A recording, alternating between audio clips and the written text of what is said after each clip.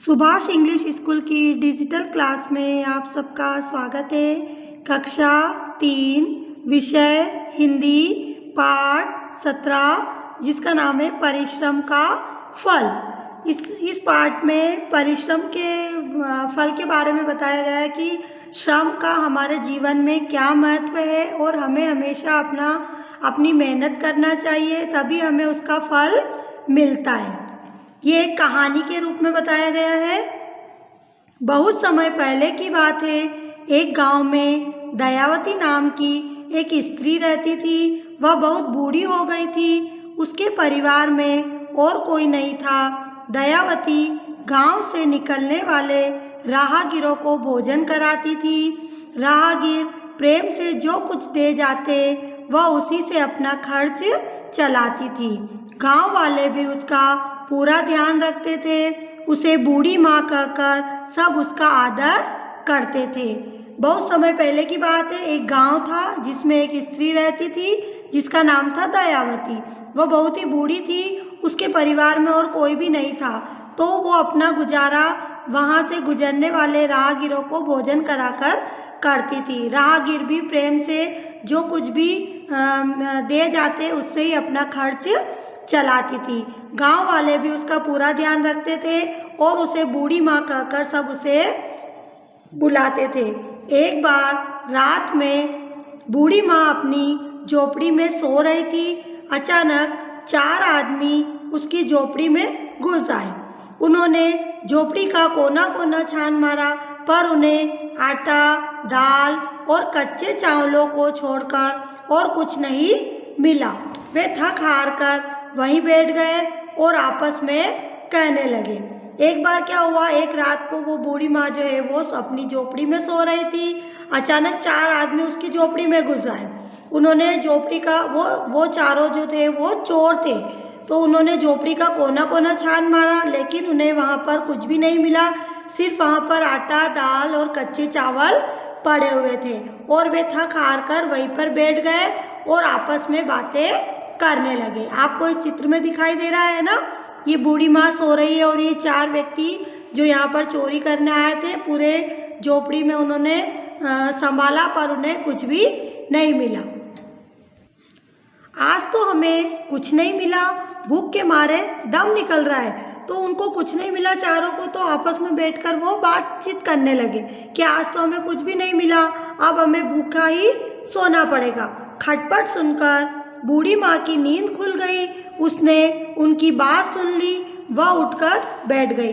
वे चारों बूढ़ी माँ को जगह देखकर चौंक गए। वे समझ नहीं पा रहे थे कि भागे या रुके। बूढ़ी माँ ने कहा, बेटा घबराओ मत, कुछ देर ठहर जाओ, मैं अभी गर्म गर्म भोजन बनाकर देती हूँ। जब उनकी खटपट सुनी तो बूढ़ी माँ की नींद खुल गई और फिर उनकी आपस में बातचीत सुनकर वो बैठ गई और वे चारों जो थे वो बूढ़ी माँ को जगह देखकर चौंक गए, क्योंकि वो तो चोरी करने आए थे। तो अब उन्हें समझ में नहीं आ रहा था कि वो भागे यहाँ से या यहीं पर रुक जाए। तभी बूढ़ी माँ ने उनसे कहा कि बेटा तुम घबराओ मत, कुछ देर यहाँ पर ठहरो, मैं तुम्हें गर्म गर्म भोजन बनाकर देती हूँ। आटा, चावल और दाल रखे ही थे। बूढ़ी माँ ने झटपट भोजन बनाया और उन चारों को बड़े प्रेम से खिलाया। बूढ़ी माँ के अच्छे व्यवहार को देखकर उन चारों के मन पर प्रभाव पड़ा।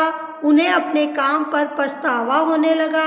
वे बोले, बूढ़ी माँ तुमने हमें भोजन कराया, इसलिए लो ये पैसे रख लो।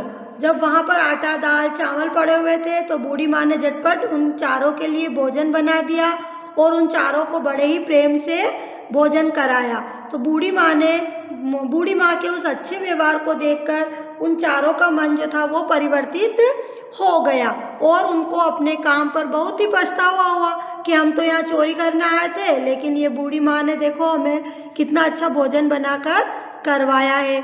तो उन्होंने बूढ़ी माँ से कहा कि आपने हमें ये भोजन कराया, इसके बदले में ये पैसे रख लो। बूढ़ी माँ ने कहा, नहीं, ये पैसे तुम्हारे श्रम का फल नहीं है, मैं इन्हें नहीं लूँगी। उन चारों व्यक्तियों ने कहा, अच्छा तो हमें ऐसा काम बताओ जिसे हम तुम्हारे दिए भोजन के बदले कर सके। जब वो चारों उस बूढ़ी माँ को उस भोजन के बदले में पैसे देने लगे तो बूढ़ी माँ ने मना कर दिया। क्यों? उसने कहा कि तुम्हारे ये जो पैसे हैं ये तुम्हारे श्रम के नहीं है, मेहनत के नहीं है, इसलिए मैं इसे नहीं लूँगी। तब उन चारों व्यक्तियों ने कहा कि हमें ऐसा काम बताओ जिसके बदले में हम तुम्हें भोजन के बदले में तुम्हें कुछ दे सके। आपको इस चित्र में दिखाई दे रहा है, ये चारों जो चोर है, ये बूढ़ी माँ है, तो ये इनको भोजन करवा रही है। बूढ़ी माँ ने कहा, ठीक है, झोपड़ी के बाहर एक सूखा पेड़ है, मुझे भोजन बनाने के लिए लकड़ी चाहिए, तुम लोग अभी सो जाओ, सुबह उस सूखे पेड़ से जलाने के लिए लकड़ियाँ फाड़ देना। तभी बूढ़ी माँ ने उन्हें काम बताया कि अभी तो तुम सो जाओ, लेकिन सुबह होए तब तुम झोपड़ी से बाहर एक सूखा पेड़ पड़ा हुआ है, तो उस पेड़ से लकड़ियाँ काट कर ले आना, ताकि मैं उन लकड़ियों को जलाकर भोजन बना सकूं। सुबह होते ही चारों आदमी कुल्हाड़ी लेकर सूखे पेड़ को फाड़ने में जुट गए। उनके शरीर से पसीना बह निकला। दोपहर तक उन्होंने सूखे पेड़ को फाड़कर लकड़ियों का ढेर लगा दिया। वे थककर चूर हो गए थे। तभी बूढ़ी माँ ने कहा, अब नहा लो और भोजन कर लो। बूढ़ी माँ की ममता देखकर उनकी आंखें भर आई। अब की बार भोजन करने पर उसका स्वाद रात के भोजन से भी अधिक अच्छा लगा। जब सुबह हुई तो वो चारों आदमी जो थे अपनी अपनी कुल्हाड़ी लेकर उस सूखे पेड़ को फाड़ने के लिए निकल गए। अब लकड़ियाँ इकट्ठे करते करते उनका जो शरीर था वो पसीने में लथपथ हो गया था और दोपहर तक उन्होंने सूखे पेड़ को फाड़कर लकड़ियों का ढेर लगा दिया। अब वे बहुत ही थक चुके थे। तभी बूढ़ी माँ ने कहा कि अब तुम नहा लो और मैं भोजन करवाती हूँ तुम्हें। बूढ़ी माँ की ममता देखकर उनकी आंखें भर आई और अब की बार जब उन्होंने जो भोजन किया था उसमें रात के भोजन से भी ज़्यादा स्वाद था, क्योंकि वो भोजन उन्होंने मेहनत करके किया था। उन्होंने बूढ़ी माँ से कहा, माँ, आज हमने अपने श्रम का फल चखा है, अब हम कभी बुरे काम नहीं करेंगे। हम तुम्हारे साथ रहकर श्रम से अपना कामकाज करेंगे और तुम्हारी सेवा करेंगे। तभी भोजन करने के बाद उन चारों आदमियों ने बूढ़ी माँ से कहा कि आज जो हमने अपने श्रम का फल चखा है, यानी कि आज हमने मेहनत करके खाया है, इसलिए हमें बहुत अच्छा लग रहा है।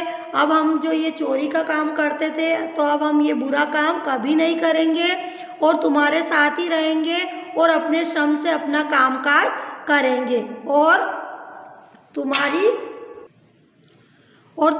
सेवा करेंगे।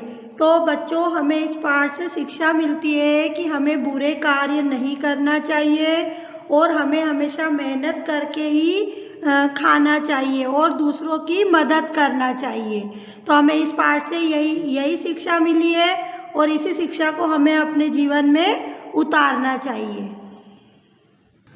अब इस पाठ से संबंधित प्रश्नों को हम हल करेंगे। पाठ 17 जिसका नाम था परिश्रम का फल। सबसे पहले इसके शब्दार्थ है राहगीर। राहगीर का मतलब होता है पथिक या यात्री। चौंक जाना, चौंक जाने का मतलब होता है चकित होना। प्रभाव का अर्थ होता है असर। थक कर चूर होना, इसका मतलब होता है बहुत अधिक थकना। आंखें भर आना, इसका मतलब होता है दुखी होना। झटपट का मतलब होता है जल्दी। ममता, इसका अर्थ होता है ममत्व या बच्चे के प्रति माँ का स्नेह। अगला प्रश्न है, निम्नलिखित प्रश्नों के उत्तर लिखिए। इसमें पहला है, बूढ़ी स्त्री का क्या नाम था? उत्तर है, बूढ़ी स्त्री का नाम दयावती था। अगला है, गांव वाले दयावती को क्या कहकर पुकारते थे? उत्तर है, गांव वाले दयावती को बूढ़ी माँ कहकर पुकारते थे। अगला प्रश्न है, चारों आदमियों को दोपहर का भोजन रात के भोजन से ज़्यादा स्वाद वाला क्यों लगा? उत्तर है, चारों आदमियों को दोपहर का भोजन रात के भोजन से ज़्यादा स्वाद वाला लगा क्योंकि उन चारों ने पूरे दिन मेहनत की थी। अगला प्रश्न है, बूढ़ी माँ अपना खर्च कैसे चलाती थी? उत्तर है, बूढ़ी माँ राहगीर को भोजन कराती थी और राहगीर प्रेम से जो कुछ दे जाते उसी से बूढ़ी माँ अपना खर्च चलाती थी। अगला प्रश्न है, चारों आदमियों को बूढ़ी माँ के घर में क्या क्या मिला? उत्तर है, चारों आदमियों को बूढ़ी माँ के घर में आटा, दाल और कच्चे चावल मिले। अगला प्रश्न है, बूढ़ी माँ ने उन चारों आदमियों से पैसे क्यों नहीं लिए? उत्तर है, क्योंकि वो पैसे उन चारों आदमियों के श्रम का फल नहीं था, इसीलिए बूढ़ी माँ ने उनसे पैसे नहीं लिए। अगला प्रश्न है, बूढ़ी माँ की ममता का उन चारों आदमियों पर क्या प्रभाव पड़ा? उत्तर है, बूढ़ी माँ की ममता से चारों आदमी मेहनत करना सीख गए। अगला प्रश्न है, खाली स्थान भरिए।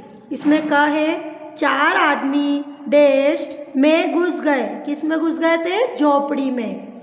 अगला है, डैश के मारे दम निकल रहा है। किसके मारे? भूख के मारे। अगला है, बूढ़ी माँ ने उन्हें डैश से खाना खिलाया। इसमें आएगा प्रेम से। बूढ़ी माँ ने उन्हें प्रेम से खाना खिलाया। अगला है, आज हमने अपनी डैश का फल चखा है। किसका फल चखा है? आज हमने अपनी मेहनत का फल चखा है। अगला प्रश्न है, जोड़ी बनाइए। कुछ मुहावरे दिए हुए हैं, उनको उनके अर्थ से मिलाना है। भूख के मारे दम निकलना, इसको मिलाएंगे जोरों की भूख लगना। पसीना बह निकलना, बहुत मेहनत वाला काम करना। थक कर चूर होना, काम से बहुत थक जाना। तो आपका पाठ यहीं पे समाप्त हो गया है। आपको इसे लर्न भी करना है। धन्यवाद।